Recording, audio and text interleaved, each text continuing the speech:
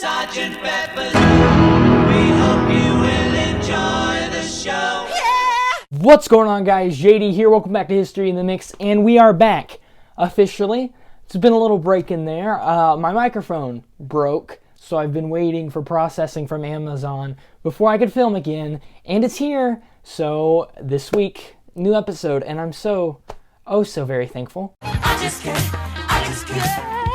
control my... And Oklahoma's having like this cold front thing, so I'm wearing the hoodie. I know I've worn it in like 5 videos, but let's just ignore that. You guys know, if there's one thing I love more than Michael Jackson and music, it's film. I love film. I make films all the time, and I love the idea of film and the story that it portrays. And Michael's films, short films, are great, but Moonwalker I could pass on. Ghosts is better. I said in my review of The Wiz that I think Michael has acting talent, and he just doesn't always show it.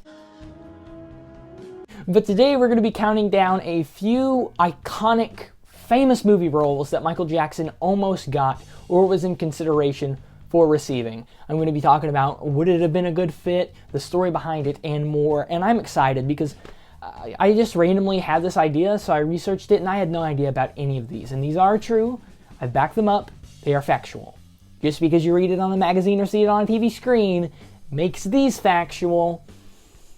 I'm tired. I'm so tired. And the first one we're going to be talking about is 2005's Charlie and the Chocolate Factory. Not to be confused with 1971's iconic Willy Wonka and the Chocolate Factory. The story, as you guys probably know, follows a boy named Charlie who wins a contest and, along with 4 other winners, is given a tour of Willy Wonka's world-famous chocolate factory.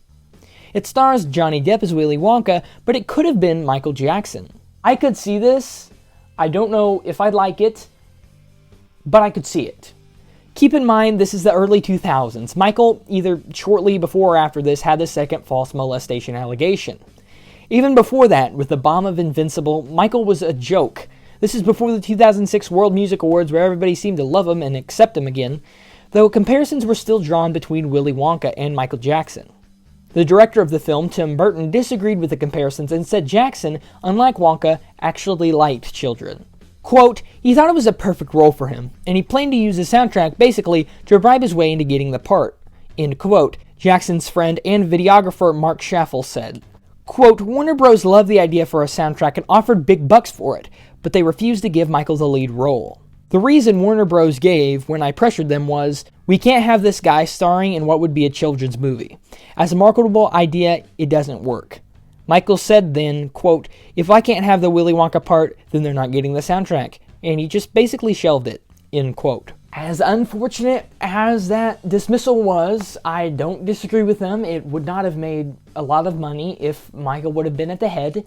Keep in mind, 2001 Michael, joke, this was released in 2005. What was Michael doing around 2005? Nothing. And even though I would have liked to have seen this, I feel like it would have went, even if he would have got the part, much like Addams Family and Addams Family Values, where he would eventually, it would fall through.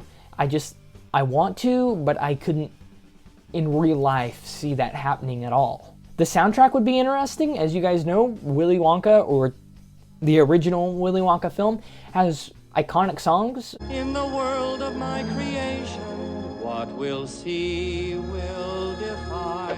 And I would have loved to have seen Michael's take on those. Who knows? Maybe there's demos out there somewhere.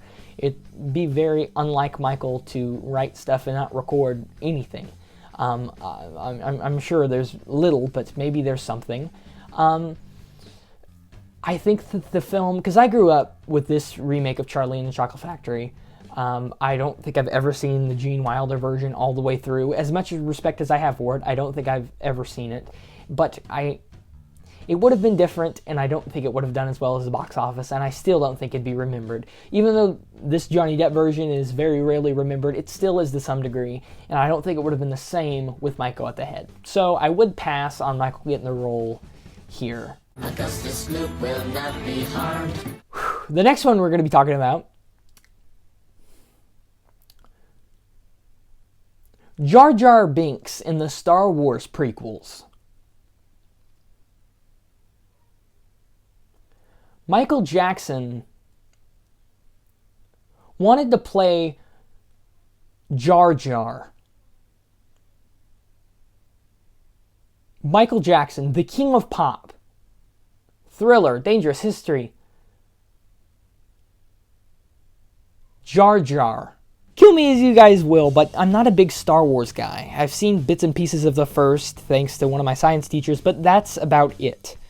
I know the majority of characters, though. I mean, how can you not? But one name I've always come across is Jar Jar Binks, and I think the normal human would know the dreaded name Jar Jar Binks. The spawn of Satan made his debut in Star Wars Episode 1, The Phantom Menace, and would go on until, well, I don't want to spoil it, but in some film he dies, folks. I won't say what film, but he dies. The person that gave both the motion capture and voice to Jar Jar, Ahmad Best, recalled this situation and said, quote, "Me, Natalie Portman, and George's kids," referring to the creator of Star Wars, George Lucas, "we were at Wembley Arena at Michael Jackson's concert. We were taken backstage and we met Michael. There was Michael and Lisa Marie.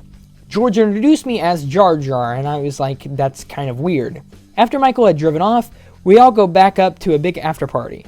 I'm having a drink with George and I say, 'Why did you introduce me as Jar Jar?'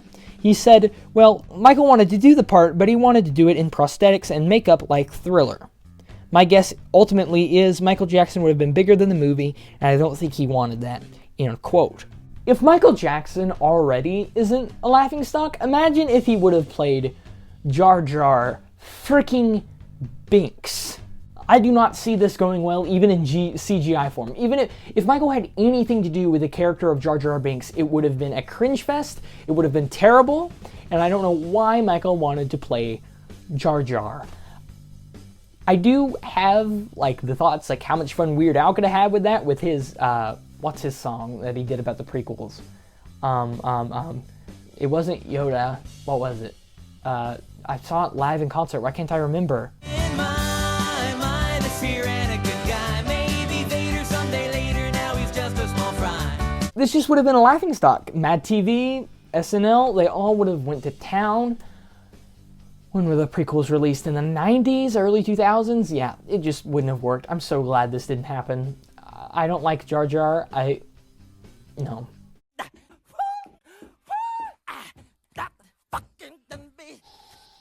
And finally, the one that shocked me the most, 1991's Hook. Hook, the film, was released in 1991 and directed by Steven Spielberg. It stars Robin Williams, who would eventually get the part, and it really acts more as a sequel to the 1911 novel and focuses more on Peter as an adult who has forgotten all about his childhood. In his new life, he is known as Peter Banning, a workaholic lawyer with a wife and children. Peter's life is then, as Elvis would say, all shook up, when Captain Hook kidnaps his children. Peter then returns to Neverland in order to save them. Okay, I like that. But with Michael at the helm, I would have changed a few things. They wouldn't have been his kids. It would have been like Moonwalker, where he helps random kids. And I kind of like this. I feel like if Michael would have brought his Captain EO-esque feel to it, you know, Captain EO, one of Michael's best acting performances in my opinion, just looking up, talking to him, fighting him, feels like a real thing.